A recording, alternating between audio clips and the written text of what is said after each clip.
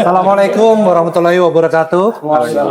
Alhamdulillah hari ini tanggal 27 Agustus 2025 kami Forum Tanah Air Diaspora seluruh dunia diterima dengan baik oleh BAM, Badan Aspirasi Masyarakat di DPR RI, diterima dengan baik. Kami menyampaikan dari seluruh isu-isu dari seluruh problematika di masyarakat di Indonesia untuk kita sampaikan, untuk diselesaikan. Kami membawa dari beberapa penjuru provinsi, Jawa Timur, Jogja, Jawa Barat, dan juga Sumatera, dan juga dengan para pakar yang ada Bu Husnul Maria, Profesor Dr. Husnul Maria, Dr. Refli Harun, Dr. Marwan Batubara, dan Pak Antoni Budiawan dan Bang Edi, juga seluruh kawan-kawan yang pakar yang hadir.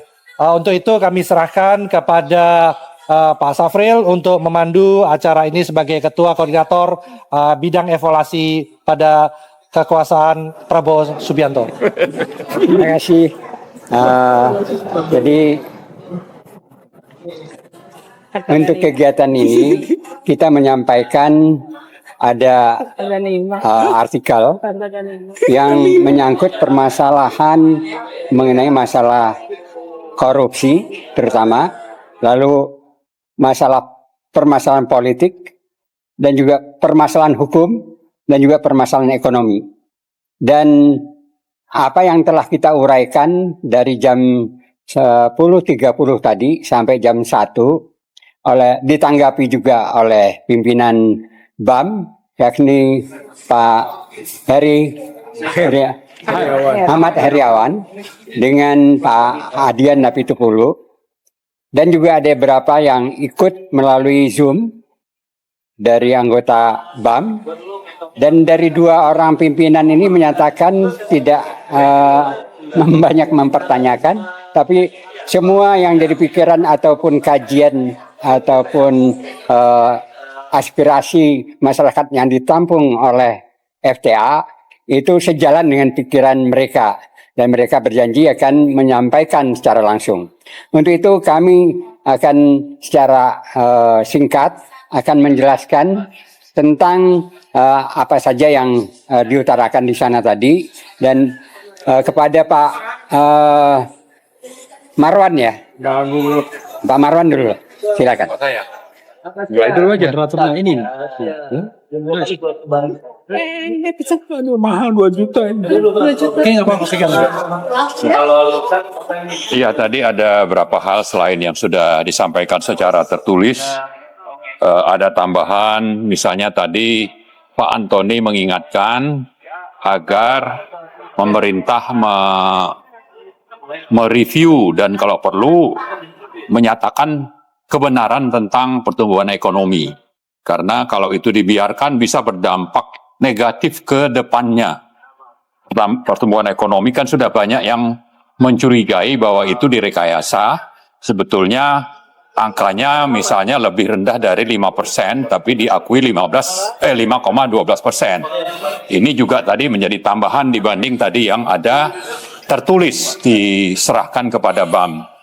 Kemudian kami juga menyampaikan soal energi dan pangan yang ada dalam 8 misi pemerintahan Prabowo, terutama energi dan pangan. Kami ingatkan bahwa RUPTL atau Rencana Usaha Penyediaan Tenaga Listrik yang sudah ditetapkan bulan Juni yang lalu, itu merujuk kepada angka pertumbuhan 8%. Ya, RUPTL 2025 sampai 2034 itu 10 tahun. Didasarkan kepada angka pertumbuhan ekonomi 8%. Padahal seandainya pun akan tercapai di akhir masa jabatan Pak Prabowo, tapi kalau dihitung sekarang anggap saja 5,12% itu rata-ratanya tidak akan sampai 8%. Nah ini akan berdampak kepada kelebihan pasokan listrik, apalagi nanti listriknya itu 70% lebih akan dibangun oleh swasta yang biaya produksi listriknya yang dibayar PLN itu lebih mahal sekitar 30% dibanding yang dibangun oleh PLN sendiri. Nah, kalau sudah seperti itu, artinya kita, rakyat seluruhnya sebagai pelanggan listrik, kemudian negara melalui subsidi APBN untuk subsidi listrik, itu akan membayar lebih mahal. Nah, karena itu kita ingatkan supaya DPR bersuara agar RUU PTL 2025-2034 itu direvisi, direview untuk supaya memang yang digunakan adalah angka-angka yang objektif, karena pertumbuhan listrik itu sebetulnya dibanding pertumbuhan ekonomi itu bedanya tidak banyak, sekitar 110%. Kalau dipakai 8%, ekonomi artinya nanti bisa menjadi 9 atau 10% pertumbuhan kebutuhan listrik. Padahal sekarang nyatanya itu hanya sekitar 4,2% dibanding tahun lalu misalnya. Jadi ini sudah satu masalah. Tapi kita juga menyinggung bahwa angka ini dibuat tinggi untuk bagi-bagi proyek misalnya di awal. Jadi tidak peduli nanti itu mundur. Yang penting di depan ini sudah dapat banyak berdasarkan angka pertumbuhan yang tinggi, banyak yang dapat bagian, tapi korbannya nanti bisa negara dan rakyat. Dan itu juga sekaligus ya, sebetulnya kita mencatat ada residu yang ditinggalkan oleh pemerintahan Jokowi yang kotor ini kepada Prabowo. Untuk apa? Untuk proyek 35.000 megawatt di 10 tahun pemerintahan Jokowi. Itu sampai 2028 itu masih harus dibangun.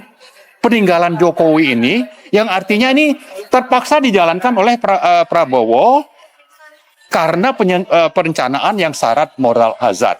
Nah, karena itu kita ingatkan agar BAM ya bisa menyampaikan aspirasi kita ini kepada pemerintah Prabowo, sekaligus ini untuk mengingatkan supaya konsisten dengan Astacita, 8 misi. Jangan sekedar omon-omon, tapi jadikanlah itu sebagai pedoman dan kebijakan yang diambil itu konsisten dengan 8 misi tadi. Saya kira itu mungkin tambahannya. Terima kasih. Selanjutnya Pak Refli Harun yang juga tadinya mengelaborasi demikian tajam permasalahan yang disampaikan oleh FTA. Silakan.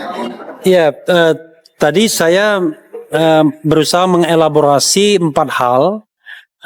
Hanya menambahkan atau menajamkan apa yang disampaikan FTA. Pertama, soal kasus Charlie Chandra.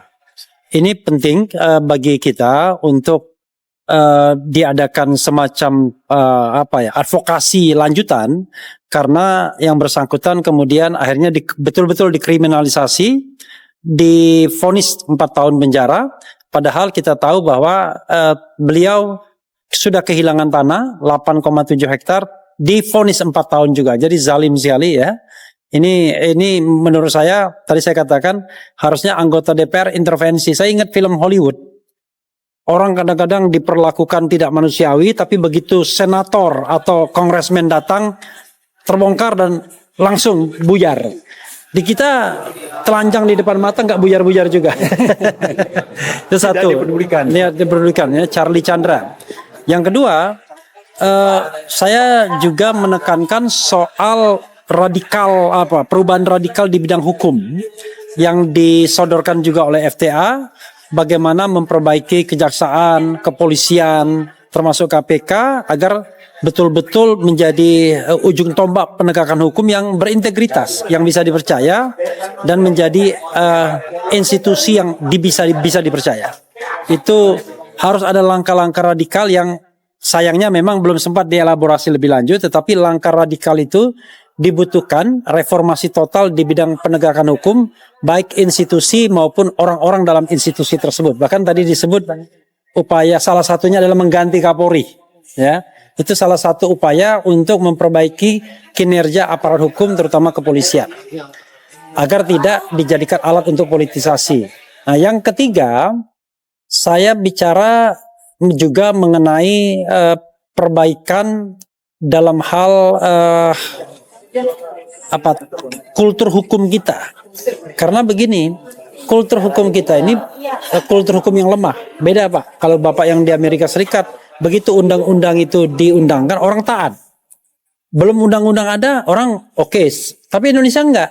Ada undang-undang yang enggak taat, enggak ada undang-undang apa lagi gitu. Karena kita negara yang kultur hukumnya lemah. Bahkan ketidaktaatan hukum dan konstitusi itu dicontohkan sendiri oleh presiden. Ini mohon maaf ya. Karena saya harus sebagai orang hukum kecewa sekali. Ketika dia menunjuk misalnya Mayor Teddy sebagai sekretaris kabinet tapi tidak pensiun sebagai TNI aktif, itu sudah melanggar undang-undang yang membatasi jabatan-jabatan sipil bagi TNI hanya 10 bidang dan tidak termasuk sekretaris kabinet. Tapi terakhir apa yang dilakukan? Diubah undang-undangnya. Jadi dilanggar dulu baru diubah. Itu kan tidak taat sama hukum namanya. Jadi hukum menyesuaikan dengan tindakan, bukan tindakan menyesuaikan dengan hukum. Hal yang juga digarisbawahi soal ijazah palsu. Saya tadi sampaikan untuk memperkuat FTA juga, ada 2 statement di masyarakat. Ijazah Jokowi palsu atau ijazah Jokowi asli. Itu dua-duanya sama nilainya bagi demokrasi dan keterbukaan. Dua-duanya berhak untuk mendapatkan tempat. Dan kita lakukan yang namanya public scrutiny, public oversight. Dan konsepnya kan kita sebenarnya kedaulatan rakyat. Jadi people sovereignty. Kedaulatan rakyat itulah yang kemudian digunakan untuk melakukan klarifikasi, untuk memperoleh informasi sesuai dengan hak konstitusional.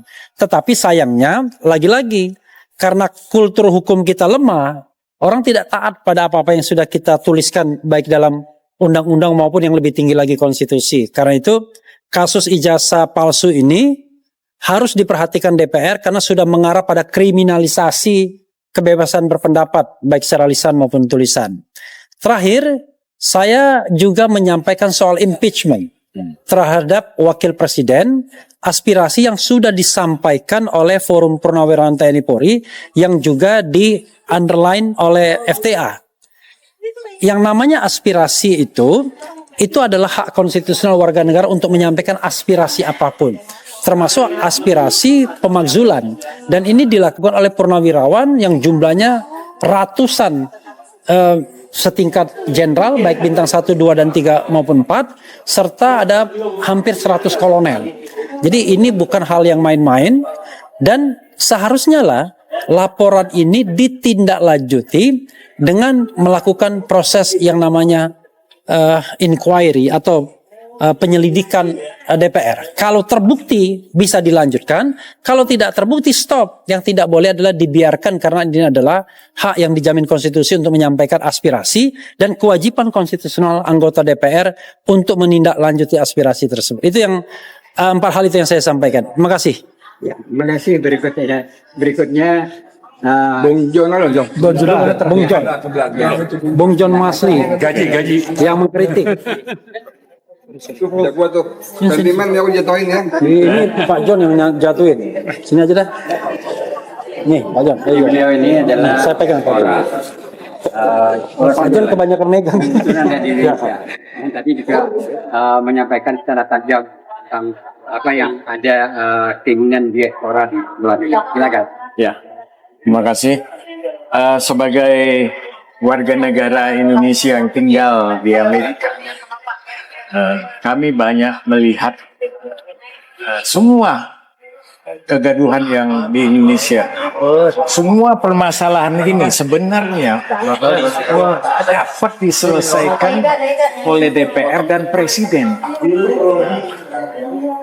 Di kondisi sekarang ini, masyarakat sepertinya frustrasi melihat ketidaktegasan Presiden di dalam menangani masalah-masalah keluhan masyarakat ini. Nah, itu rekaman. Apa kita ulang nih? Enggak apa-apa, terus. Jadi ketegasan Presiden ini kan menjadi harapan besar rakyat. Tetapi sebenarnya anggota DPR itulah yang bertanggung jawab dan berpotensi menjadi solusi ke semua keruwetan, kegaduhan yang ada di negara ini. Ini demikian kira-kira para diaspora melihat kondisi tanah air ini yang lagi sangat tidak baik.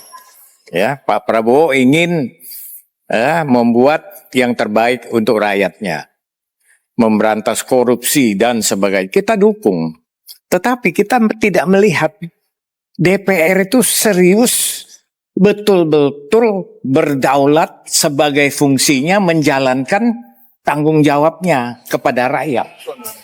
Ini yang kita harapkan, bahwa negara ini akan menjadi lebih baik apabila DPR itu bertindak, berfungsi. Kira-kira itu komentar kami dari diaspora, dari Amerika. Terima kasih. Ya. Nah, lanjut kita yang dielaborasi tadi menyangkut hal yang tadi disinggung juga oleh Pak Refli mengenai masalah Bukan ini. ijazah palsu. Tiga-tiganya. Ada Pak Rizal. Nah, Pak Rizal juga tadinya menyerahkan buku di sana. Buku apa Pak Rizal? Buku ijazah asli. Publik yakin, Buku ijazah asli. publik yakin Jokowi, ijazah Jokowi palsu. Saya Dan kira ini. pengantarnya oleh Jenderal Purnawirawan Gatot Nurmantio dan adalah mantan Panglima TNI, dan di belakangnya ada penjelasan singkat dari Refli Harun. Ya, ini akan grand launching ya. Iya, insya Allah. Akan grand Minggu launching depan. minggu depan. Ya, supaya kalau memiliki sama dengan tahu persis apa kasusnya ijazah palsu. Silakan Pak. Ya, terima kasih. Yang pertama adalah memang kita mengkritisi soal posisi hukum di negeri ini, ya, bahwa hukum tidak mandiri, gitu kan, hukum tidak berdaulat. Ya, hukum menjadi alat kepanjangan tangan politik, dan hukum juga bisa menjadi kepanjangan tangan dari kepentingan konglomerasi atau pemilik modal. Saya kira kasus PIK 2 adalah kasus gambaran bahwa hukum menjadi kepanjangan tangan dari pemilik modal. Sementara kasus ijazah palsu itu adalah contoh bahwa hukum itu masih menjadi kepanjangan tangan dari kepentingan politik. Dalam hal ini adalah mantan pejabat politik, ya, yaitu Joko Widodo. Saya kira publik sudah yakin bahwa ijazah Joko Widodo itu palsu. Sudah banyak analisis, banyak polling, gitu kan. Banyak media-media memberitakan, sudah ada gambaran-gambaran seperti itu. Bahkan sudah dikaji secara ilmiah juga bahwa ijazah Joko Widodo, skripsi Joko Widodo itu palsu. Keasliannya sangat diragukan. Yaitu gambaran secara umumnya. Nah, oleh karena itu, maka seharusnya dugaan publik, temuan-temuan hukum, petunjuk-petunjuk yang ada, hasil kajian ilmiah, itu yang dilanjutkan oleh pihak kepolisian. Dengan kata lain, sebenarnya Joko Widodo itu yang patut untuk diproses secara hukum atas dugaan ijazah palsunya.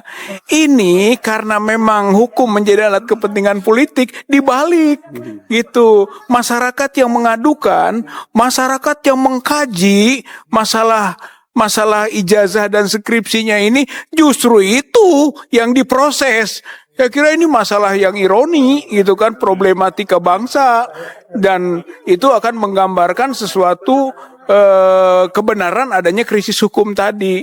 Oleh karena itulah maka melalui forum BAM kita sampaikan bahwa ini masalahnya masalah politik, bukan masalah hukum per se.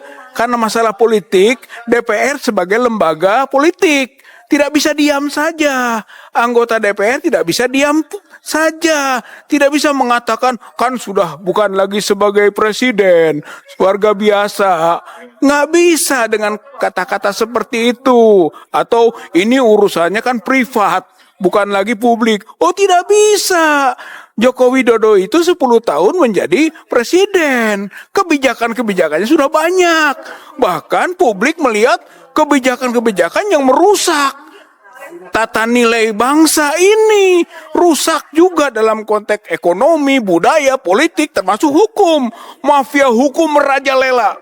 Bahkan saat inilah bisa kita lihat bagaimana dominannya kerja mafia hukum itu, termasuk dalam konteks pemeriksaan ijazah palsu Joko Widodo, UGM, pihak kepolisian atau elemen-elemen lain terlibat dalam proses yang kita sebut tadi mafia hukum, sehingga gitu yang seharusnya Joko Widodo yang diperiksa malah mereka yang mengkaji, mereka yang meneliti, mereka yang mengadukan justru diperiksa. Ini namanya kriminalisasi. Ciri mafia hukum adalah kriminalisasi, dan itulah yang kita akan terus lawan, akan terus upayakan, sehingga pada ujungnya yang bersalah harus dihukum dan yang tidak bersalah tentu harus dibebaskan.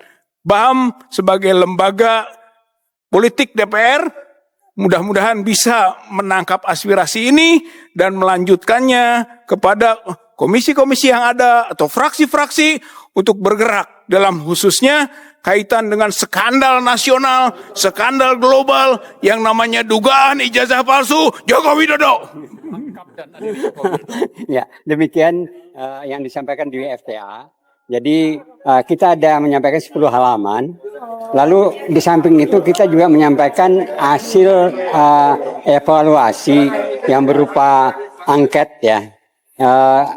Terdiri 24 halaman itu sebagai lampiran. Di antaranya adalah mengatur mengevaluasi kinerja dari para menteri, dan sekarang menteri-menteri tersebut masih bercokol, dan itu kita harapkan juga dibahas di BAM yang komisi-komisi ya. Permintaan reshuffle-nya itu ada 5